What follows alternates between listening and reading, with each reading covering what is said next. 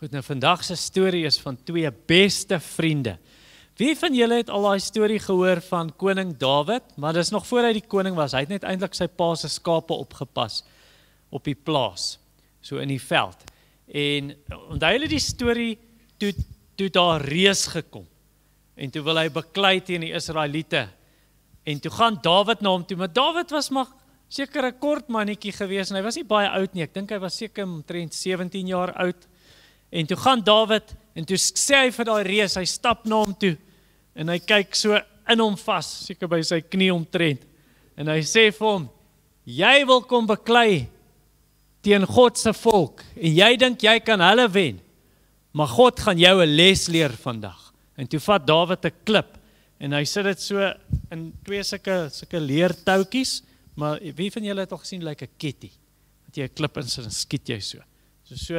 So 'n leerstukkie en dan toutjies, maar nou vat hy hierdie ding so 'n slingervel en dan draai hy daai ding so en hy swaai daai slingervel so en toe laat gaan hy hom.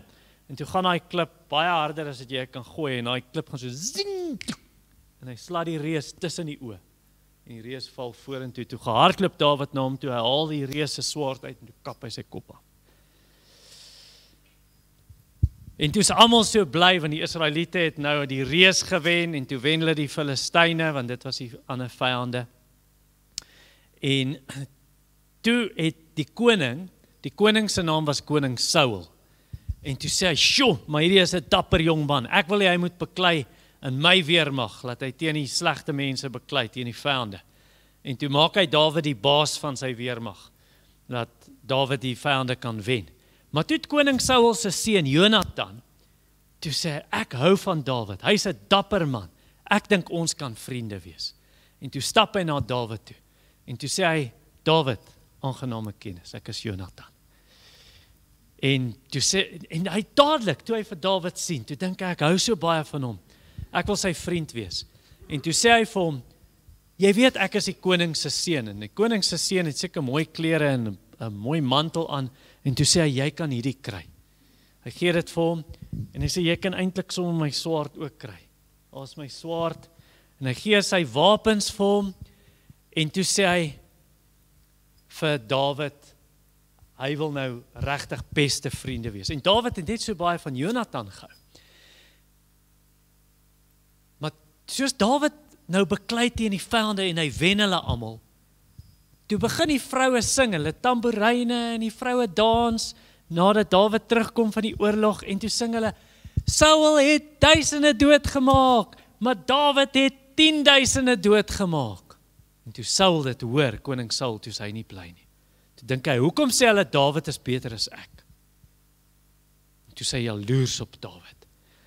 En hy het 'n paar keer vir Dawid probeer doodmaak. Saul sit so met sy spies, maar daar het 'n bose gees gekom. Dan kom hy so oor koning Saul. En dan kyk Saul so vir Dawid en hy vat die spies en hy gooi om Dawid dood te maak. Maar Dawid het gebuk. Die spies gaan so verby ons so in die muur in en Dawid het weggekom. Ek dink Dawid, die koning is mal. Hoekom wil hy my doodmaak? En toe sê Dawid vir Jonatan eendag: "Jonatan, kan ek met jou praat? Ek dink ons moet in die veld gaan, niemand moet ons hoor nie." Toe sê hy: "Jou pa wil my doodmaak. Ek verstaan nie, wat het ek verkeerd gedoen? Ek het jou pa gehelp. Hoekom wil hy my doodmaak?" Toe sê Jonatan: "Nee, my pa wil jou nie doodmaak nie.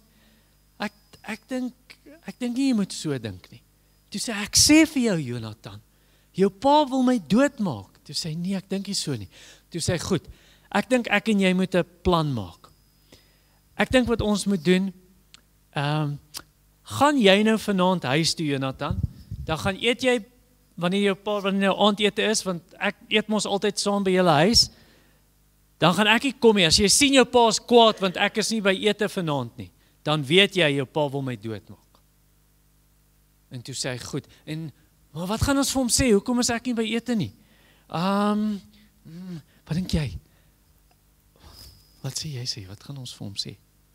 "Ek dink ons moet sê, ek moes na my familie toe gegaan het in Bethlehem, want ons het 'n fees by die huis, 'n groot partytjie, en ek kon nie kom nie. Maar is eintlik die feeste wat die Israeliete hou. So dis 'n goeie plan. Hulle kom toe, hulle sit aan tafel, lekker kos en seker 'n skaapbout. Ek weet nie wat hulle alles op die tafel gehad het om te eet nie. En terwyl hulle daar sit, toe kyk Saul en hy sien Dawid is nie daar nie. En toe dink hy net, nee, dis seker iets is fout. Hy is onrein, iets is verkeerd. So in die volgende aand is Dawid weer nie daar by ete nie. En toe sê koning Saul vir sy seun Jonathan, toe sê hy, waar's Dawid, waar's jou vriend? Hoekom is hy nie vanaand hier by ete nie? Toe sê nee pa, Dawid het gesê hy wil by sy pa by die huis gaan eet, hulle het 'n groot partytjie, 'n groot fees wat hulle hou, so hy kon nie kom nie. En toe sê koning Saul, weet jy dat Dawid gaan die koning word en jy moet eintlik die koning word. Jy bring jouself in die moeilikheid. En toe sê hy, pa, maar wat het Dawid verkeerd gedoen? Toe vat sy pa spies en hy gooi dit na Jonathan toe. En Jonathan het ook so gebuk, die spies verby hom. En toe's Jonathan kwaad, en toe staan hy op en toe loop hy weg by die tafel, en toe weet hy, sy pa wil vir Dawid doodmaak. En toe gaan hy in die veld in, want Dawid en Jonathan het 'n ooreenkoms gemaak, 'n verbond, wat oom Gideon oor gaan preek. So hulle het gesê vir mekaar, kan ons hand skud hier op. Nie net gaan ons beste vriende bly nie, maar eendag, as ons al dood is, dan gaan Dawid, as jy koning word, moet jy my kinders en my kleinkinders oppas, sal jy? Ok, asseblief, ons moet altyd vriende bly.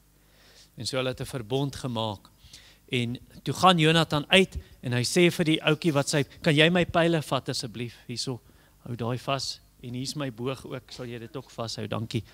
Ek dink ons moet gaan, en gaan ons bietjie pyle skiet in die veld. Hulle loop toe in die veld in, maar Dawid kruip weg, agter so 'n hoopie klippe. En hy sê toe, goed, kan jy vir my die boog gee? En hy vat sy boog, gee vir my 'n pyl, hy gee vir hom 'n pyl, en hy trek daai pyl so. En daar skiet die pyl, maar hy het voor die tyd vir Dawid gesê, as die pyl, as ek vir die seentjie sê, gaan haal die pyl lê net daar voor die klippe, dan weet jy, my pa is nie kwaad vir jou nie. Maar as ek vir die seentjie sê, die pyl is verby die klippe, dan weet jy, my pa wil jou doodmaak. En toe sê hy vir hom, ek het die pyl geskiet, kan jy dit gaan haal, is daar aan die kant die klippe.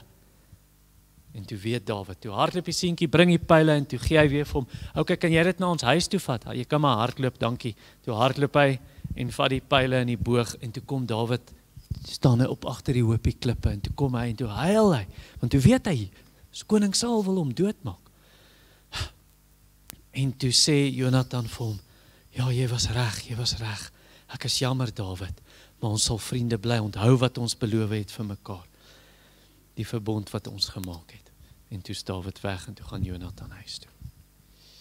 Sheesh, dit is nie 'n lekker storie nie. Maar baie lank later, toe kom een van Dawid se seuns, maar nie sy, soos jy's nou oom Paul en tannie Bernadine se seun nie. Okay. Nie so nie, maar sy seun se seun se seun se seun se seun se seun, en dit was Jesus. En toe het hy dood gegaan.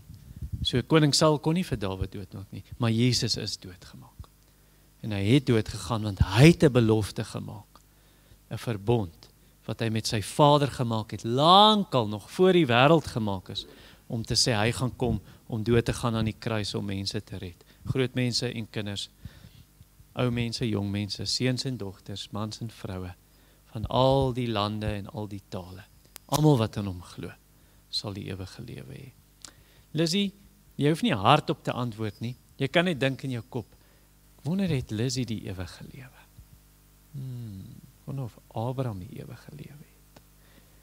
Of Joshua, of Sari, of Lukie, of ons nuwe maatjie. Glo in Jesus en vra hom. En dan sal hy daai verbond wat hy met sy vader gemaak het ook sê, jy is my kind vir altyd. Ok, julle kan gaan sit.